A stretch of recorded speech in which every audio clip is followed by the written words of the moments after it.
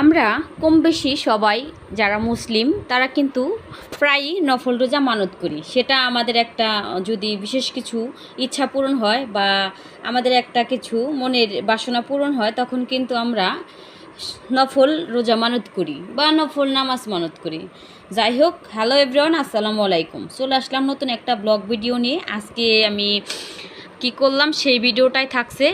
আজকে হচ্ছে আমি নফল একটা রোজা মানত করছিলাম, যার কারণে হচ্ছে রোজা রেখেছি। আর এই তো আমি হচ্ছে বিকেলবেলা রান্না করব, আর সকালবেলা হচ্ছে মেয়েদের জন্য হালকা পাতলা লুডুস রান্না করে দিলাম, আর দুপুরে মেয়েকে ডিম ভেজে ভাত রান্না করে দিলাম। আর হচ্ছে আমি খাবো যেহেতু ইফতারির পর, সেজন্য হচ্ছে রাত্রিবেলা খাবো। আর এই তো আমি পাঙ্গাস মাছ আর আমাদের গাছের পুঁই শাক একদম টাটকা ফ্রেশ, গ্রামে থাকা মানেই একদম ফ্রেশ জিনিস, সেইটা দিয়ে খাবো। আর পাঙ্গাস মাছটা আমার অনেক বেশি পছন্দের মাছ। অনেকেই পছন্দ করেন না, কিন্তু সবাই যে অপছন্দ করবে এমন কিন্তু বিষয় না। আমার কাছে অনেক বেশি পছন্দের একটি মাছ হচ্ছে পাঙ্গাস মাছ। সেটা আমি হচ্ছে আমার পছন্দের সবজি দিয়ে রান্না করে খাবো। এইটা আমার কাছে অনেক বেশি পছন্দ, অনেক বেশি ভালো লাগে।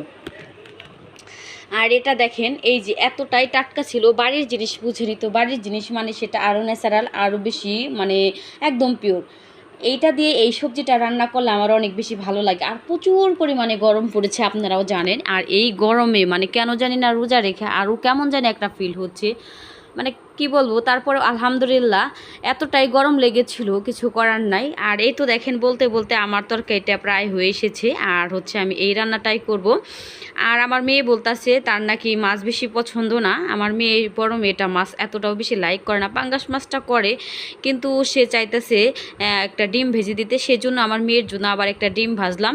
আর এইদিকে হচ্ছে আমি এই সবজি রান্না করে, বিদ্যুৎ ছিল না। বিদ্যুৎ দেখেন কীরকম, প্রায় সময় থাকে না। সেই জন্য হচ্ছে আমি বিদ্যুৎ আসার পরে ভাত রান্না করব অল্প পরিমাণ, আর কিছু ভর্তা দেব।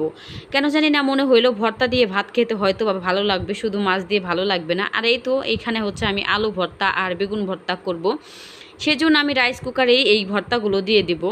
আর এই তো দেখেন, এই যে আমি রাইস কুকারের ভিতরে এই ভর্তাগুলো দিয়ে দিচ্ছি। আর ভাতের পরিমাণটা খুব কম নিচ্ছি, মানে রাত্রিবেলায় এক টাইম খাবো তো আমি আর আমার মেয়ে, সেজন্য খুব কম পরিমাণ দিচ্ছি।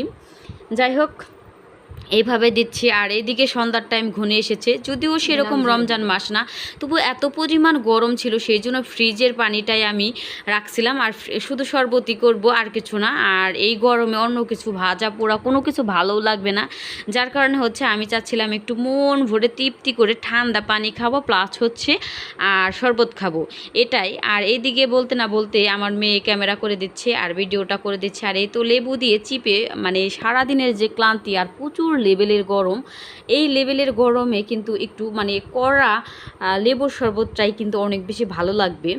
সেজন্য আমি প্রচুর পরিমাণে লেবুর শরবতটা মানে বানাচ্ছি একটু লেবুর রস দিয়ে। আর এদিকে হচ্ছে আমি ট্যাং দিয়ে দেব, আর একটা ট্যাং মানে দিলেও একটু ভালো লাগবে। আর এই তো চিনি দিয়ে দিচ্ছি। আর ট্যাংটা খেতে কিন্তু আমার কাছে ভালোই লাগে, চিনি কম্বিনেশনে, প্লাস হচ্ছে লেবু থাকবে, লেবু দিয়ে সব মিলিয়ে অনেক বেশি ভালোই লাগবে। যাই হোক, এই তো আমার ট্যাংটা নিচে পড়ে গেছে, এই তো আমি তুলছি, তুলে এটা ছিঁড়ে হচ্ছে আমি শরবতটা তৈরি করব, যেহেতু সন্ধ্যার টাইম প্রায়ই হয়ে এসেছে। আর এদিকে হচ্ছে আমার রান্নাটা একটু, ভাত রান্নাটা একটু লেট হয়ে গেছে, কারেন্ট ছিল না। রাইস কুকারে ভাত রান্নতে গেলে কারেন্ট না থাকলে তো বুঝেনি সমস্যা, যার কারণে হচ্ছে কারেন্ট না থাকার কারণে হচ্ছে রান্নাটা আমার এমনিতেও লেট হয়ে গেছে। আর হচ্ছে আমি এমনি কোনো ইফতারির জন্য কোনো কিছু মানে বানাই নাই, যার কারণে হচ্ছে ভাতটা ইফতারি শরবত খেয়ে এই ভাতটা খাবো। আর এইদিকে হচ্ছে আমি মানে এই যে শরবতটা সুন্দর করে গুলাইতেছি, মানে মনে হইতেছে রমজান মাস, রমজান মাস একটা ফিল। তবে ভালোই লাগতেছে আল্লাহর রহমতে। আমরা মুসলমান জাতিটা কিন্তু একটা জিনিস সুন্দরভাবে পরিপূর্ণভাবে আল্লাহর কাছ থেকে মানত করলে সেটা আল্লাহ তাআলা আমাদেরকে দেয়। আর সেটার জন্য আমরা আল্লাহকে খুশি করার জন্য আল্লাহর কাছে ইবাদত করি। আর এই তো দেখেন, বলতে না বলতে সন্ধ্যার আজানটা দিয়ে দিচ্ছে। ইনশাআল্লাহ আলহামদুলিল্লাহ আমি ইফতারটা করলাম। আর আপনারা যারা এরকম নফল রোজা করছেন অবশ্যই কমেন্টে জানিয়ে যাবেন। আর ভিডিওটা ভালো লাগলে অবশ্যই কমেন্টে জানিয়ে যাবেন। সবাই ভালো থাকবেন, সুস্থ থাকবেন। আল্লাহ হাফেজ।